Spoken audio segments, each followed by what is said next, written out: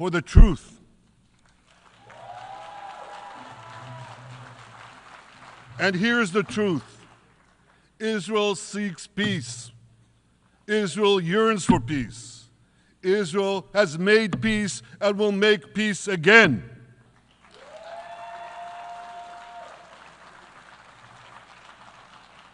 Yet we face savage enemies who seek our annihilation, and we must defend ourselves against these savage murderers. Our enemies seek not only to destroy us, they seek to destroy our common civilization and return all of us to a dark age of tyranny and terror. When I spoke here last year, I said we faced the same timeless choice that Moses put before the people of Israel thousands of years ago. As we were about to enter the Promised Land, Moses told us that our actions will determine whether we bequeath to future generations a blessing or a curse. And that is the choice we face today. The curse of Iran's unremitting aggression, or the blessing of a historic reconciliation between Arab and Jew. In the days that followed that speech, the blessing I spoke of came into sharper focus. A normalization deal between Saudi Arabia and Israel seemed closer than ever. But then came the curse of October 7th. Thousands of Iranian-backed Hamas terrorists from Gaza burst into Israel in pickup trucks, on motorcycles, and they committed unimaginable atrocities. They savagely murdered 1,200 people. They raped and mutilated women. They beheaded men. They burned babies alive. They burnt entire families alive, babies, children, parents, grandparents, in scenes reminiscent of the Nazi Holocaust. Hamas kidnapped 251 people from dozens of different countries, dragging them into the dungeons of Gaza. Israel has brought home 154 of these hostages, including 117 who returned alive. I want to assure you, we will not rest until the remaining hostages are brought home too. And some of their family members are here with us today. I ask you to stand up.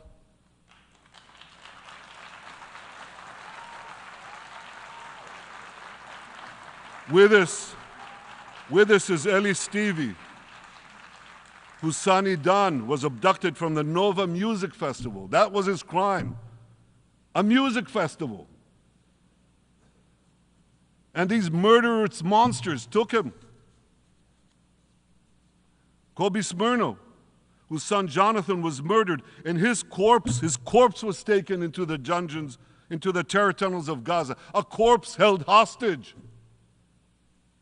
Salim al-Atrash, whose brother Muhammad, a brave Arab-Israeli soldier, was murdered. His body too was taken to Gaza.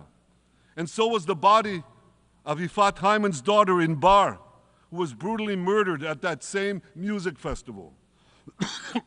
With us is Sharon Sharabi, whose brother Yossi was murdered, and who prays for his older brother Eli, who is still held hostage in Gaza. And with us too is Izhar Liftich from Kibbutz Nir Oz, a kibbutz that was wiped out by the terrorists. Thankfully, we achieved the release of his mother Yocheved, but his father Oded is still languishing in an underground terrorist hell of Hamas. I again promise you, we will return your loved ones home. We will not spare that effort until this holy mission is accomplished.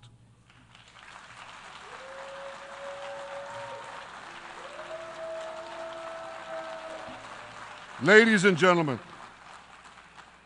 the curse of October 7th began when Hamas invaded Israel from Gaza, but it didn't end there.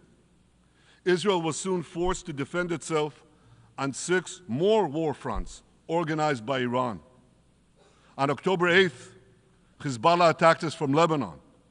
Since then, they fired over 8,000 rockets at our towns and cities, at our civilians, at our children. 2 weeks later, the Iran-backed Houthis in Yemen launched drones and missiles at Israel, the first of 250 such attacks, including one yesterday aimed at Tel Aviv.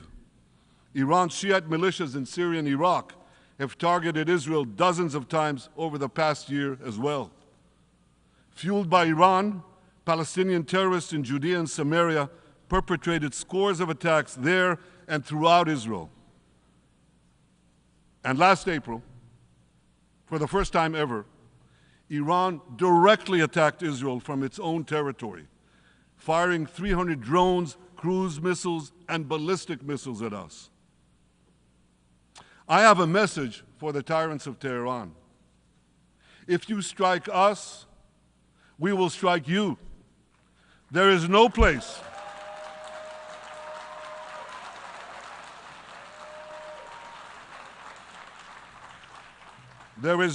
in Iran that the long arm of Israel cannot reach, and that's true of the entire Middle East. Far from being lambs led to the slaughter, Israel's soldiers have fought back with incredible courage and with heroic sacrifice. And I have another message for this assembly and for the world outside this hall. We are winning.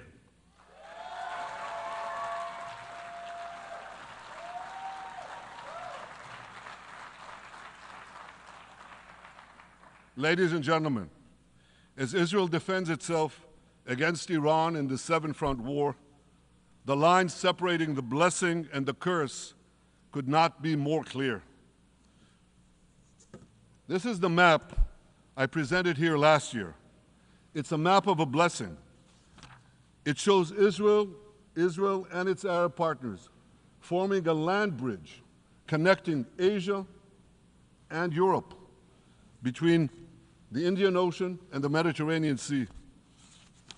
Across this bridge, we will lay rail lines, energy pipelines, fiber optic cables, and this will serve the betterment of 2 billion people. Now look at this second map. It's a map. Look at the second map. It's a map of a curse. It's a map of an arc of terror that Iran has created and imposed from the Indian Ocean to the Mediterranean. Iran's malignant arc has shut down international waterways. It cuts off trade. It destroys millions, destroys nations from within, and inflicts misery on millions. On the one hand, a bright blessing, a future of hope. On the other hand, a dark future of despair. And if you think this dark map is only a curse for Israel, if you think that, then you should think again. Because Iran's aggression, if it's not checked, will endanger every single country in the Middle East and many, many countries in the rest of the world. Because Iran seeks to impose its radicalism well beyond the Middle East. That's why it funds terror networks on 5 continents. That's why it builds ballistic missiles for nuclear warheads to threaten the entire world. For too long, the world has appeased Iran. It turns a blind eye to its internal repression. It turns a blind eye to its external aggression. Well, that appeasement must end, and that appeasement must end now.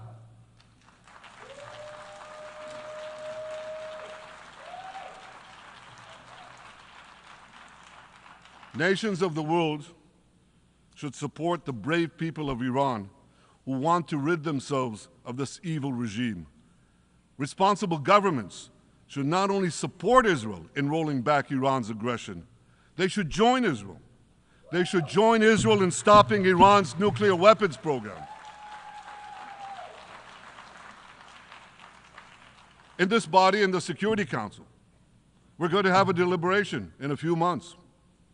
And I call on the Security Council to snap back UN Security Council sanctions against Iran, because we must all do everything in our power to ensure that Iran never gets nuclear weapons.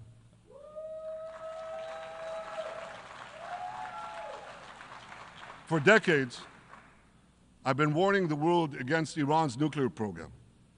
Our actions delayed this program by perhaps a decade, but we haven't stopped it. We've delayed it, but we haven't stopped it. Iran now seeks to weaponize its nuclear program for the sake of the peace and security of all your countries. For the sake of the peace and security of the entire world, we must not let that happen. And I assure you, Israel will do everything in its power to make sure it doesn't happen.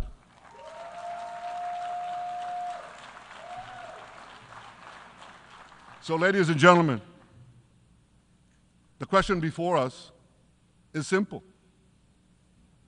Which of these two maps that I showed you will shape our future?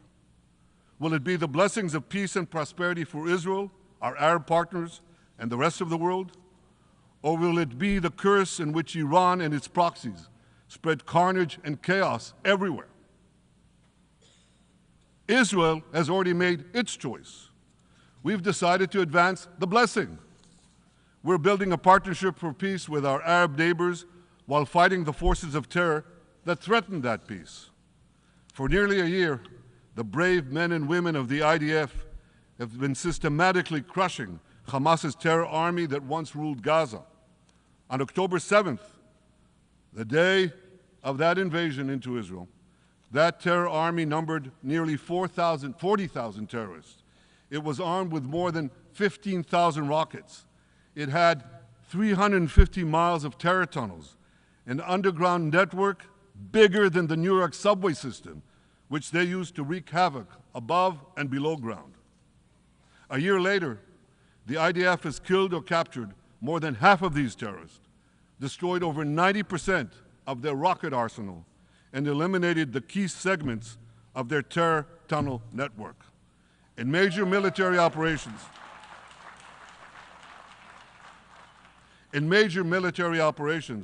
we destroyed nearly all of Hamas's terror battalions, 23 out of 24 battalions. Now, to complete our victory, we are focused on mopping up Hamas's remaining fighting capabilities. We are taking out senior terrorist commanders and destroying remaining terrorist infrastructure. But all the while, and I'll say this one more time, we remain focused on our sacred mission, bringing our hostages home, and we will not stop until that mission is complete. Now, ladies and gentlemen, even with Hamas's greatly diminished military capability, the terrorists still exercise some governing power in Gaza by stealing the food that we enable aid agencies to bring into Gaza. Hamas steals the food, and then they hike the prices. They feed their bellies, and then they fill their coffers with money that they extort from their own people. They sell the stolen food at exorbitant prices, and that's how they stay in power. Well, this too has to end, and we're working to bring it to an end.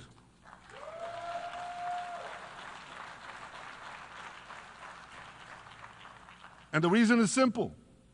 Because if Hamas stays in power, it will regroup, rearm, and attack Israel again and again and again, as it is vowed to do.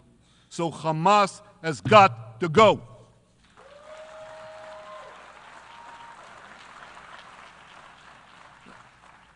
Just imagine, for those who say, well, Hamas has to stay, it has to be part of a post-war Gaza, imagine in a post-war situation in World War II, imagine allowing the defeated Nazis in 1945 to rebuild Germany. It's inconceivable. It's ridiculous. It didn't happen then. It's not going to happen now.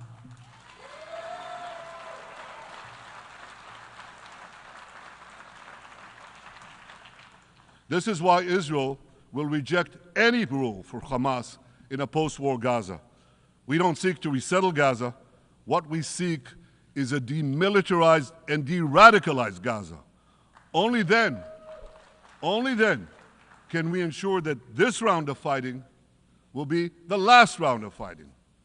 We are ready to work with regional and other partners to support a local civilian administration in Gaza committed to peaceful coexistence. As for the hostages, I have a message for the Hamas captors. Let them go. Let them go. All of them. Those alive today must be returned alive, and the remains of those whom you brutally killed must be returned to their families. Those families here with us today, and others in Israel, deserve to have a resting place for their loved ones, a place where they can grieve and remember them. This war, ladies and gentlemen, this war can come to an end now. All that has to happen is for Hamas to surrender, lay down its arms, and release all the hostages. But if they don't, we will fight until we achieve victory, total victory. There is no substitute for it.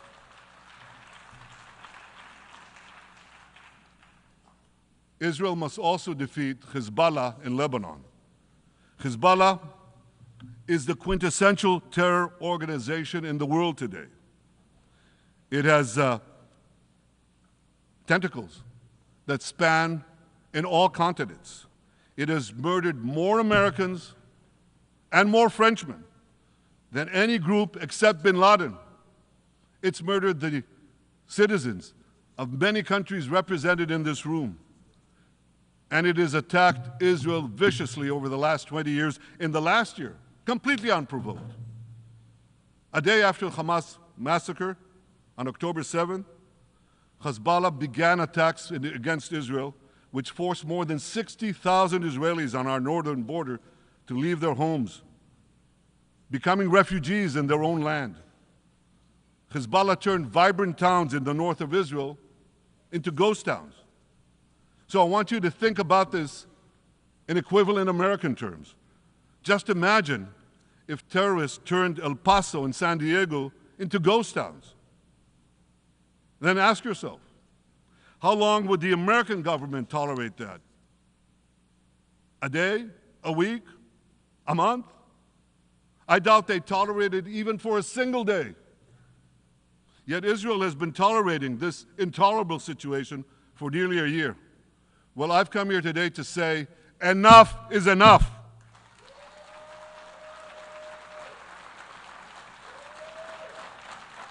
We won't rest until our citizens can return safely to their homes.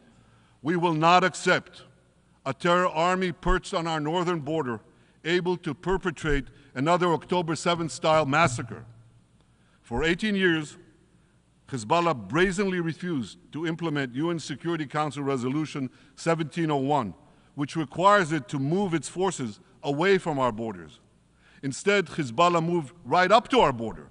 They secretly dug terror tunnels to infiltrate our communities and indiscriminately fired thousands of rockets into our towns and villages. They fire these rockets and missiles not from military sites, not from that. They do that too. But they fire those rockets and missiles after they place them in schools, in hospitals, in apartment buildings, and in the private homes of the citizens of Lebanon. They endanger their own people. They put a missile in every kitchen, a rocket in every garage. I said to the people of Lebanon this week, get out of the death trap that Hezbollah has put you in. Don't let Nasrallah drag Lebanon into the abyss. We're not at war with you. We're at war with Hezbollah, which has hijacked your country and threatens to destroy ours. As long as Hezbollah chooses the path of war, Israel has no choice, and Israel has every right to remove this threat and return our citizens to their homes safely. And that's exactly what we're doing.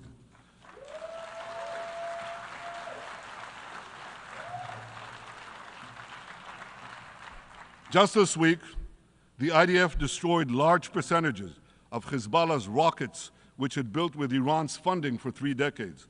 We took out senior military commanders who not only shed Israeli blood, but American and French blood as well. And then we took out their replacements, and then the replacements of their replacements. And we'll continue degrading Hezbollah until all our objectives are met.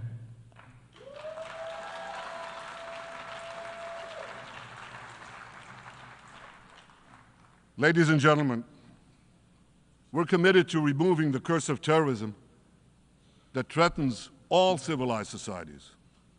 But to truly realize the blessing of a new Middle East, we must continue the path we paved with the Abraham Accords 4 years ago. Above all, this means achieving a historic peace agreement between Israel and Saudi Arabia.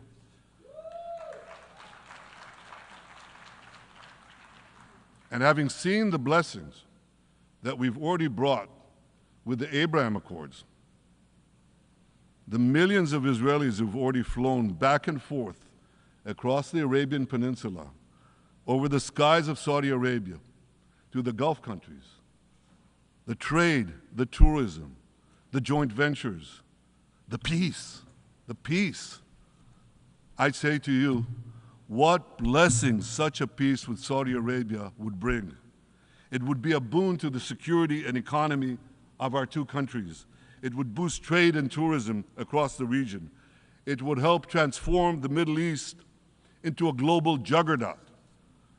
Our two countries could cooperate on energy, water, agriculture, artificial intelligence, and many, many other fields. Such a peace, I'm sure, would be a true pivot of history.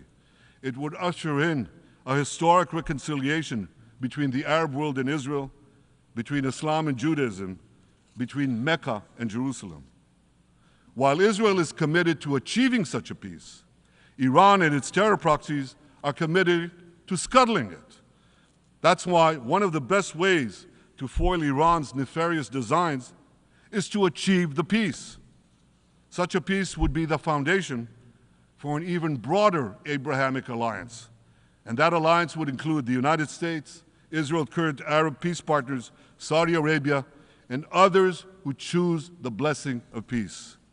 It would advance security and prosperity across the Middle East and bring enormous benefits to the rest of the world. With American support and leadership, I believe this vision can materialize, and much sooner than people think. And as the Prime Minister of Israel, I will do everything in my power to make it happen. This is an opportunity that we and the world should not let go by.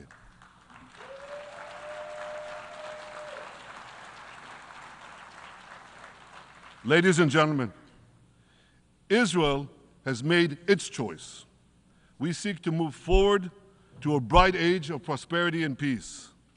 Iran and its proxies have also made their choice. They want to move back to a dark age of terror and war. And now I have a question. And I pose that question to you. What choice will you make? Will your nation stand with Israel? Will you stand with democracy and peace? Or will you stand with Iran, a brutal dictatorship that subjugates its own people, exports terrorism across the globe? In this battle between good and evil, there must be no equivocation. When you stand with Israel, you stand for your own values and your own interests. Yes, we're defending ourselves, but we're also defending you against a common enemy that through violence and terror seeks to destroy our way of life. So there should be no confusion about this. But unfortunately, there is a lot of it in many countries and in this very hall, as I've just heard. Good is portrayed as evil, and evil is portrayed as good. We see this moral confusion when Israel is falsely accused of genocide, when we defend ourselves against enemies who try to commit genocide against us. We see this too when Israel is absurdly accused by the ICC prosecutor of deliberately starving Palestinians in Gaza. What an absurdity. We helped bring in 700,000 tons of food into Gaza. That's more than 3,000 calories a day for every man, woman, and child in Gaza. We see this moral confusion when Israel is falsely accused of deliberately targeting civilians. We don't want to see a single person, a single innocent person die. That's always a tragedy. And that's why we do so much to minimize civilian casualties, even as our enemies use civilians as human shields. And no army has done what Israel is doing to minimize civilian casualties. We drop flyers, we send text messages, we make phone calls by the millions to ensure that Palestinian civilians get out of harm's way. We spare no effort in this noble pursuit. We see yet another profound moral confusion when self-described progressives march against the democracy of Israel. Don't they realize they support the Iranian-backed goons in Tehran and in Gaza, the goons who gun down protesters, murder women for not covering their hair, and hang gays in public squares, some progressives. According to the U.S. Director of National Intelligence, Iran funds and fuels many of the protesters against Israel. Who knows, maybe some of the protesters, or even many of the protesters outside this building now. Ladies and gentlemen, King Solomon, who reigned in our eternal capital, Jerusalem, 3,000 years ago, proclaimed something that is familiar to all of you. He said, "There is nothing new under the sun."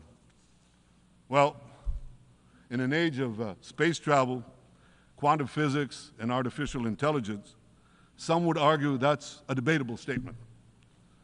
But one thing is undeniable. There is definitely nothing new at the United Nations.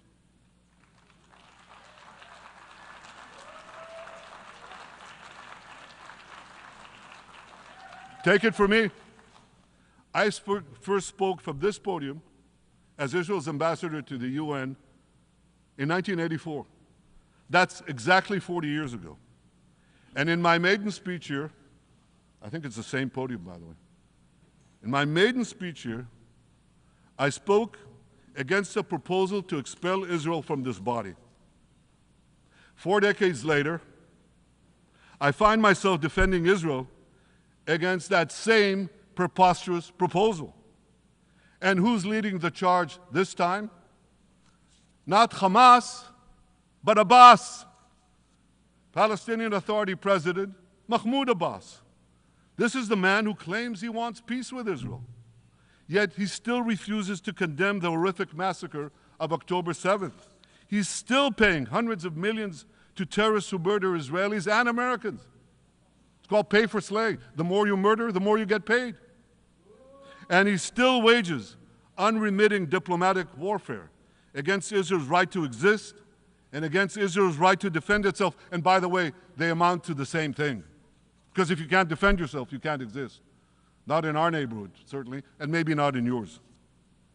Standing in this podium 40 years ago, I told the sponsors of that outrageous resolution to expel Israel, "Gentlemen, check your fanaticism at the door."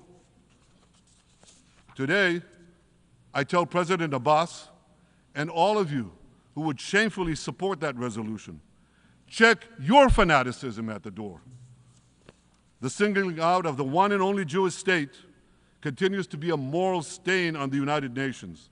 It has made this once respected institution contemptible in the eyes of decent people everywhere.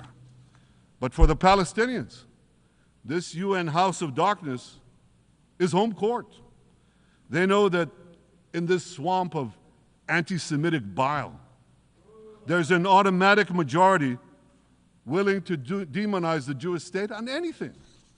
In this anti-Israel, flat earth society, any false charge, any outlandish allegation can muster a majority. In the last decade, there have been more resolutions passed against Israel in this hall at the UN General Assembly than against the entire world combined. Actually, more than twice as many. Since 2014, this body condemned Israel 174 times. It condemned all the other countries in the world 73 times. That's more than 100 extra condemnations for the Jewish state. What hypocrisy, What a double standard. What a joke. So the UN's hostility.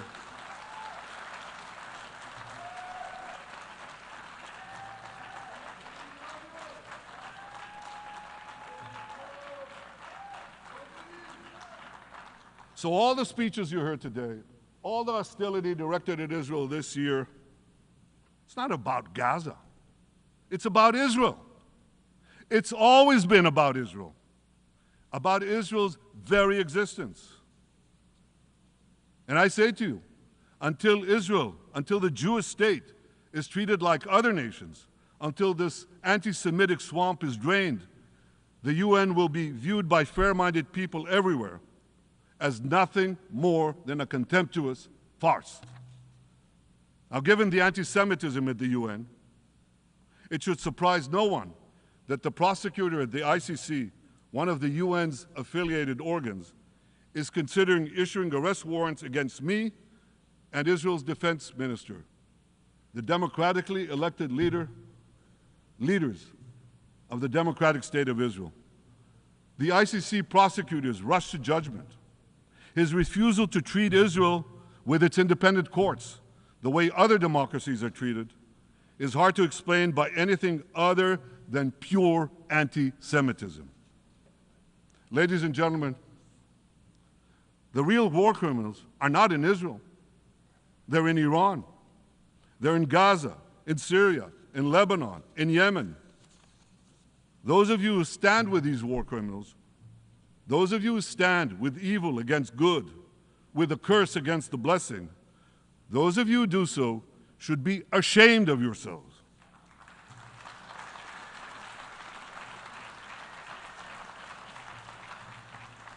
But I have a message for you. Israel will win this battle. We'll win this battle because we don't have a choice. After generations in which our people were slaughtered, remorselessly butchered, and no one raised a finger in our defense, we now have a state. We now have a brave army, an army of incomparable courage, and we are defending ourselves. As the book of Samuel says in the Bible, Netzach Yisrael lo yishaker. The eternity of Israel will not falter.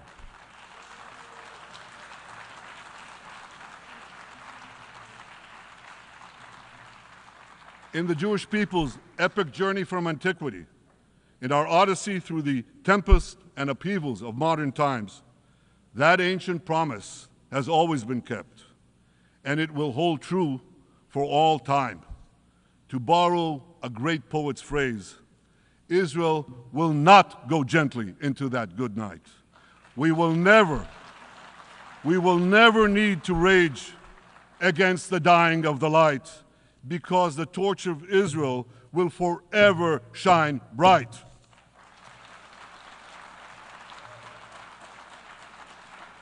To the people of Israel and to the soldiers of Israel, I say, be strong and of good courage. חזקו ואמצו ואל תיראו מפניהם, כי אדוני אלוהיך הוא ההולך עמך, לא ירפך ולא יעזבך.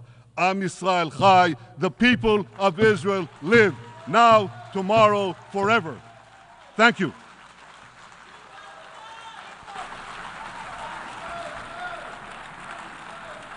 On behalf of the Assembly, I wish to thank the Prime Minister of the State of Israel,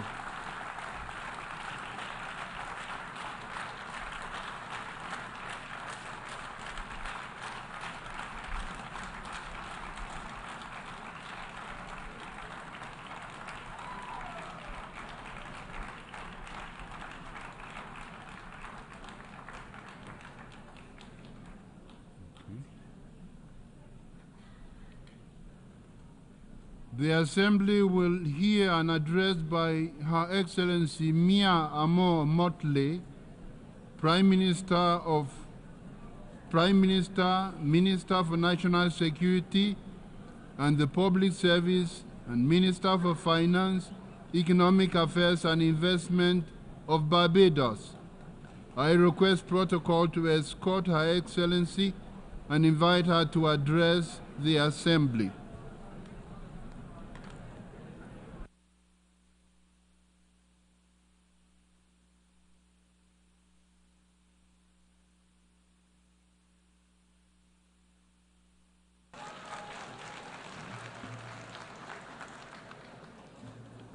Mr. President, we need a reset, and we need to reset. Mr. President, in your absence, I congratulate you on your assumption of this chairmanship of the General Assembly.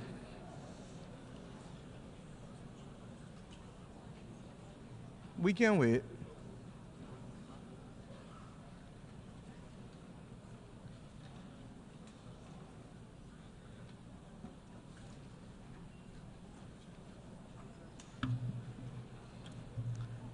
As I said, Mr. President, we need a reset, and we need to reset. Those of us here today representing our brothers and our sisters the world over have endured 4 years of polycrises. As the children of Mother Earth, we continue to wrestle with the climate crisis. As a human family, we grapple with the legacy of the pandemic.